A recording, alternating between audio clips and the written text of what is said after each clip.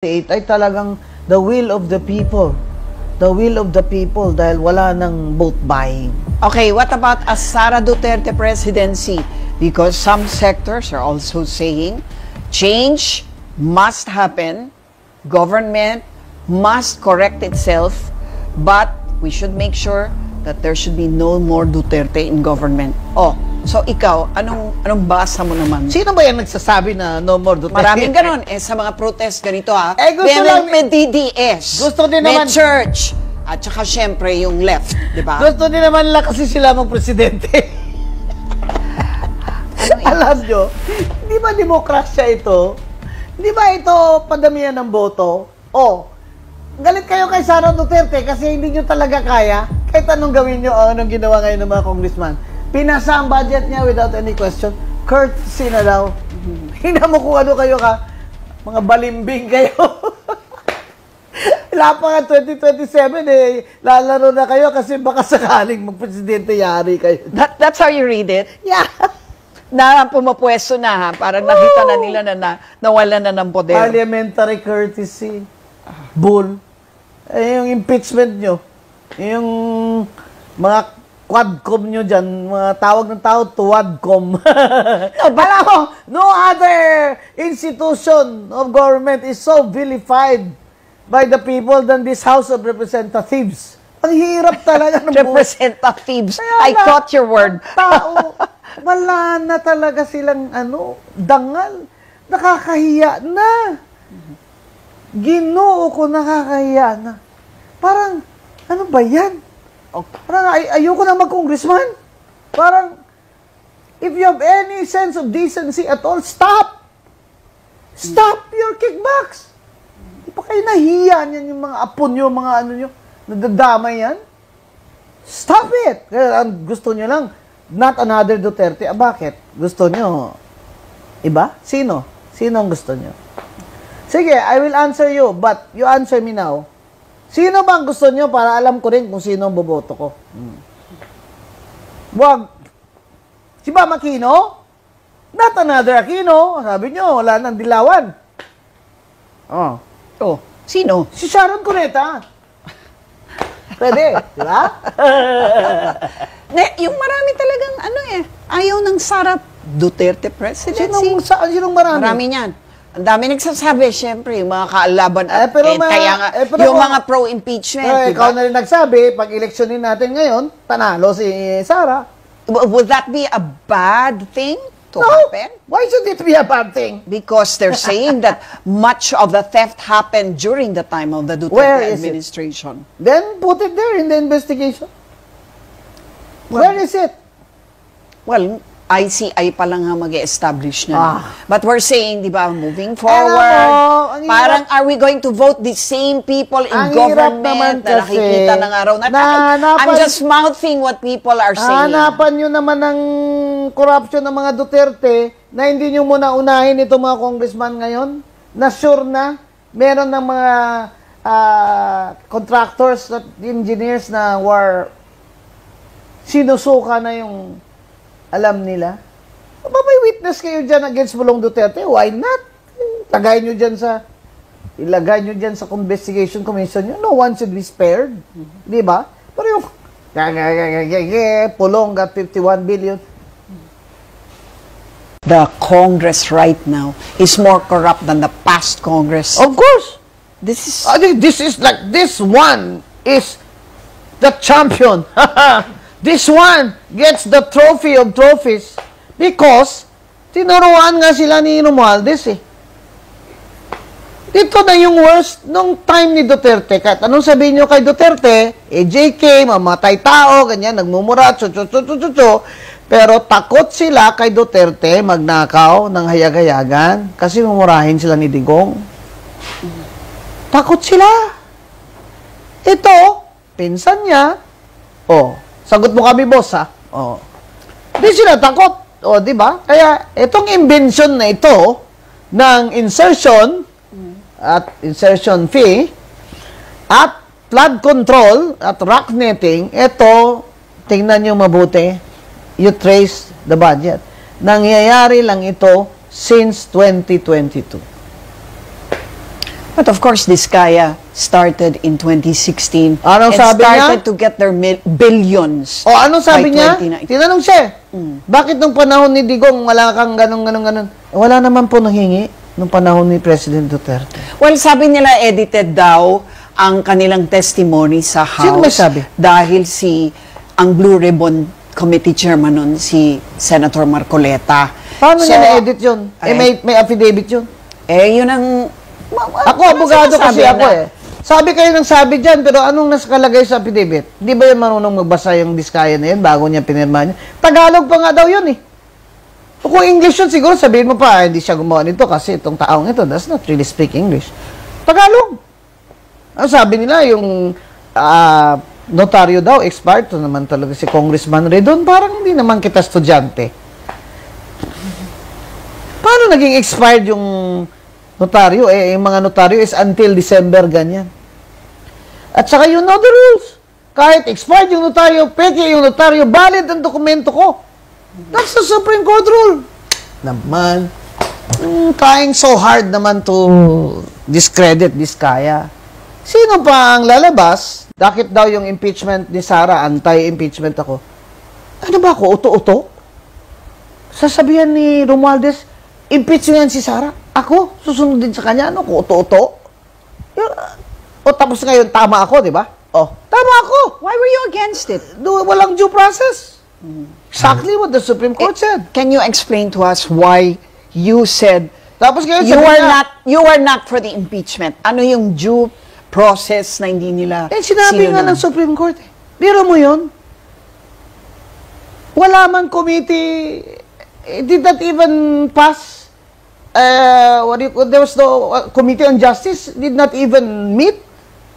Nagpirmahan lang sila. Ano yun?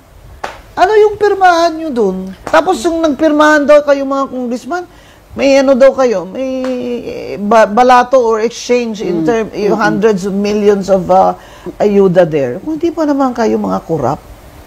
Tapos sasabihin nyo, si Sara, ganyan, magnanakaw, mas malaki kayong magnanakaw Kasi dati akong commission on audit na commissioner. Sa akin yung confidential fund na 125 million ng Office of the President.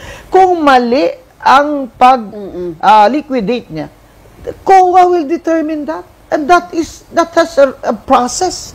It's part of due process. So yung mga Mary Grace Piatos, kayo, yung gusto mga yan, nyo agad, diba? impeach nyo as betrayal of public trust. Kayo lang nag-i-interpret yan. Worse. Wala pang committee. Walang committee, procedure. Rules daw nila yun. Rules nila She was yun, not diba? even given a copy of the petition. It's exactly what the Supreme Court said. Tapos sabihin nila, DDS daw ako. Kayo. Tingnan nyo lahat ng kampanya ni Lenny. Sinong party list nominee nandun sa stage? Iba ko lang? Tanga kayo Gusto nyo talaga, gusto nyo lang manalo yung party list nyo, kaya ginanon-ganon nyo ako. Pero sabi nila, I'm very independent. I'm very independent. Kaya, sa sinasabi ko sa inyo, hindi ako pinaupo ni Romualdez. Pues, I was saved.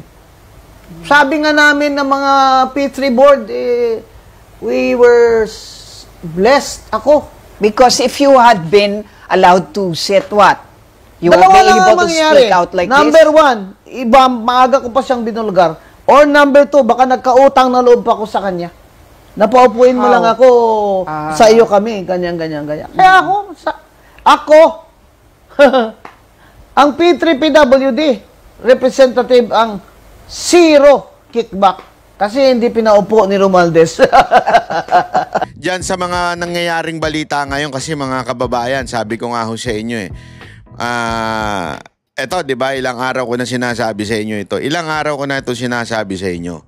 Na na yung contractor issue at saka yung DPWH issue, alam nating, sige, masama, mali talaga yung mga animal na yan. Pero, meron pang mas may kasalanan sa kanila. Meron pang merong may sala o merong mastermind, ika nga. Hindi mo makakagalaw ang DPWH at walang nanakawin ang mga kontraktor kung walang mga opisyal ng gobyerno na nagpapahintulot. This is a race for the 2028 presidential elections and a preparation for how they will mangle again the 2026 budget. Options. Ano po yung parang nakikita niyo po parang insight niyo po dito regarding po sa mga pangyayari po? Unang-una, ang tagal ng reaksyon ng Pangulo nung sinasabihan siya na binababoy yung budget natin. Nagsabi na ako noong 2024 at alam na niya na merong gano'n na nangyari sa Department of Education at sigurado ako hindi lang yan sa Department of Education at sa Department of Public Works and Highways. Nandyan din yan ang corruption sa iba pang mga departments. Pero parang bang noon ay wala siyang naririnig. Tapos kailangan pa na malubog yung ating mga kababayan sa baha at kailangan pa na mahirapan or pahirapan yung ating mga kababayan bago siya nagsalita. Nung nagsalita na siya, ay wala man din siyang aksyon. Puro lang salita.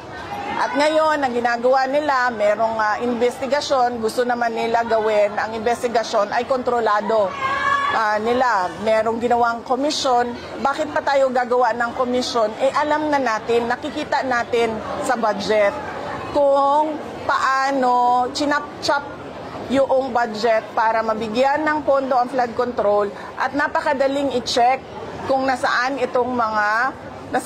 o kung wala bang flood control projects na ginawa. Ang susunod ay yung kanilang para bang wala silang pakialam na isa sa mga tinuturo na nagnakaw ng pera o kumuha o nag-chop-chop ng budget ay si Congressman Zaldico.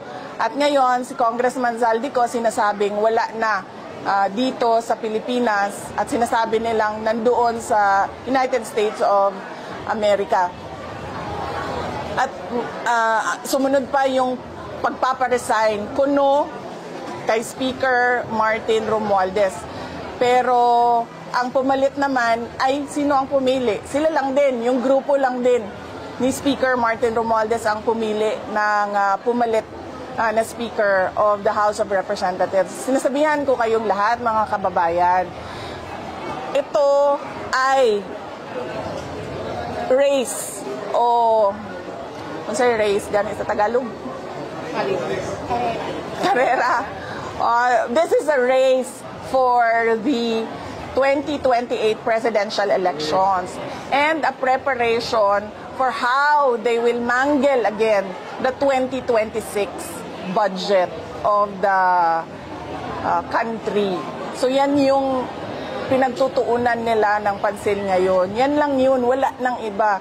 Yung 2026, hatian ng 2026 budget at yung paano sila mapapanatili sa pwesto pagdating ng presidential elections sa 2028. Alam niyo kung paano, isa sa mga examples na masabi ko sa inyo na wala talaga silang sinseridad sa investigasyon sa flood control. Kasi tinuro na, pinangalanan na, hindi lang ako ang nagsabi, Zaldico at Martin Romualdez. Si Zaldico, hinayaan nilang umalis ng bansa. Si Martin Romualdez, hinayaan nilang mag-resign. Nag-resign naman na, so tapos na ang usapan. Ang Office of the President, involved sila sa kidnapping ng mga bata doon sa Turkey. Ang Office of the President, involved sila sa kidnapping ni dating Pangulong Rodrigo Duterte. Bakit ngayon nawala si Zaldico at aalis si Martin Romualdez, hindi man lang nila magawa na kidnapin si Zaldico doon sa Amerika at ibalik dito sa atin sa Pilipinas. At hindi man lang nila magawa na ikulong si Martin Romualdez dyan sa detention unit ng House of Representatives. Wala. Dahil wala silang sinseridad. Pinapakita lang nila sa mga tao na kunwari meron silang ginagawa. Pero ang totoo niyan, naghahanda lang sila para sa hatian ng 2026 budget at para sa kung anong gagawin nila sa 2028.